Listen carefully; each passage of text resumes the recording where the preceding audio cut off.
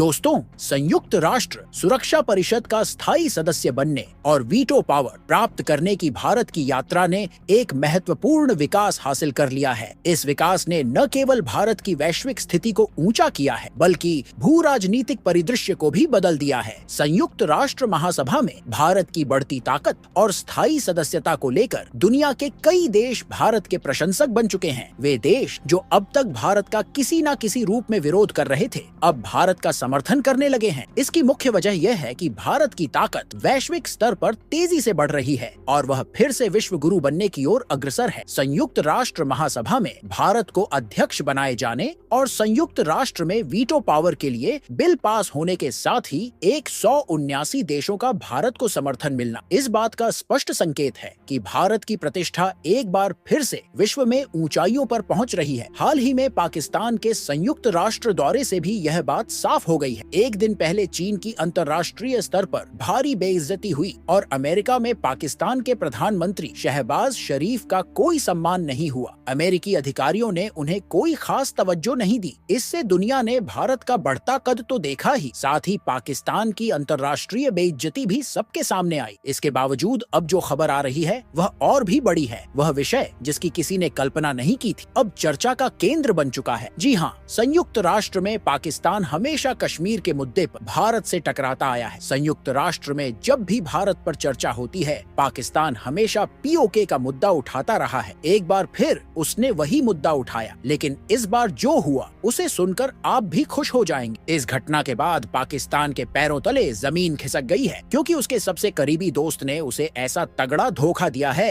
कि पाकिस्तान की हालत गंभीर हो गई है। एक नहीं बल्कि दो देश, पहला तुर्की और दूसरा चीन ने पाकिस्तान को इस मामले में बड़ा झटका दिया है। अब पाकिस्तान की स्थिति ऐसी हो गई है कि वह ना घर का रहा और ना घाट का। उसके पास अब सिर्फ एक ही विकल्प बचता है कि वह भारत से समझौता करे, क्योंकि संयुक्त राष्ट्र में स्थिति बदल चुकी है। तुर्की ने ऐसा क्यों किया? आखिर क्या कारण रहा कि तुर्की, जो हमेशा से पाकिस्तान का समर्थन करता था और पीओके पर भारत का विरोध करता था, उसने अचानक अपना रुख कैसे बदल लिया? तुर्की के प्रधानमंत्री के साथ क्या हुआ कि उन्होंने अपना मन बदल लिया? दोस्तों, इस वीडियो में हम सभी पहलुओं पर विस्तार से चर्चा करेंगे। पाकिस्तान ने जब से संयुक्त राष्ट्र में कदम रखा है, तब से उसकी लगातार बेइज्जती हो रही है। कई देशों ने उसे फंडिंग से साफ मना कर दिया है, जिनमें अमेरिका भी शामिल है। अमेरिका, जो अब तक पाकिस्तान को लगातार आर्थिक मदद और कर्ज दे रहा था, उसने अब स्पष्ट रूप से पाकिस्तान को आगे किसी भी तरह की फंडिंग देने से इनकार कर दिया है। इसी तरह चीन ने भी, जो अब तक सैन्य और आर्थिक सहायता के रूप में पाकिस्तान का समर्थन कर रहा था,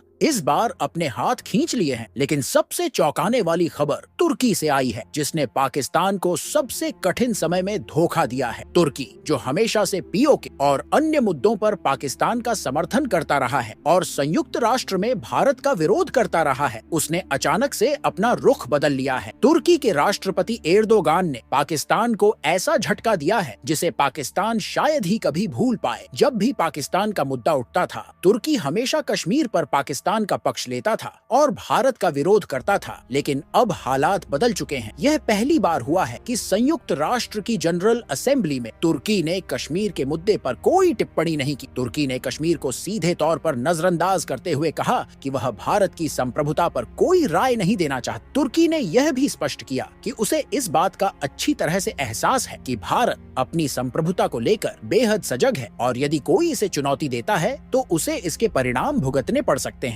तुर्की के इस बदले हुए रुख के पीछे की असल वजह कुछ और ही है, जो अब साफ दिखाई दे रही है। असल में तुर्की का यह हृदय परिवर्तन ब्रिक्स समूह से जुड़ा है, जो उभरती हुई अर्थव्यवस्थाओं का सबसे प्रमुख संगठन बन चुका है। पाकिस्तान इस समूह का हिस्सा नहीं है, लेकिन तुर्की इसमें शामिल होने की तैयारी कर रहा है। हाल के वर्षों में ब्रिक्स समूह में 8 से अधिक नए देशों की एंट्री हो चुकी और यह संगठन एशिया प्रशांत क्षेत्र में सबसे शक्तिशाली समूह के रूप में उभर रहा है। तुर्की को यह बात अच्छी तरह समझ में आ चुकी है कि अगर उसे ब्रिक्स में जगह बनानी है या स्थायी सदस्यता चाहिए, तो उसे भारत के साथ अपने संबंधों को मजबूत करना होगा, क्योंकि ब्रिक्स का मूल सदस्य और इसके गठन में महत्वपूर्ण भूमिका निभाने वाला देश भारत ही है। अगर भारत ने तुर्की की एंट्री का विरोध किया तो कोई अन्य देश उसे इसमें शामिल नहीं करा पाएगा। इसी वजह से तुर्की ने इस बार भारत की संप्रभुता का सम्मान करते हुए उस पर कोई टिप्पणी नहीं की। उनका सीधा संकेत यही था कि कि अब तुर्की कश्मीर के मुद्दे पर भारत के सामने कोई रुकावट नहीं बनेगा। इस बदलाव से पाकिस्तान बुरी तरह हिल गया है, क्योंकि अब वह देश भी जो पहले कश्मीर के मुद्दे पर पाकिस्तान का समर्थन करते थे, उससे दूर हो गए हैं। पाकिस्तान के पास पहले से ही केवल 2-3 ही समर्थन थे और अब वे भी उसका साथ छोड़ रहे हैं। अब बात आती है चीन की, जिसने भी इस मुद्दे पर महत्वपूर्ण कदम उठाया है। चीन, जो अब तक यह कहता आया था कि कश्मीर भारत का हिस्सा नहीं है, अब भारत के दावे को मान्यता देने के लिए तैयार है। इसकी मुख्य वजह यह है कि भारत संयुक्त राष्ट्र में एक स्थायी सदस्य के रूप में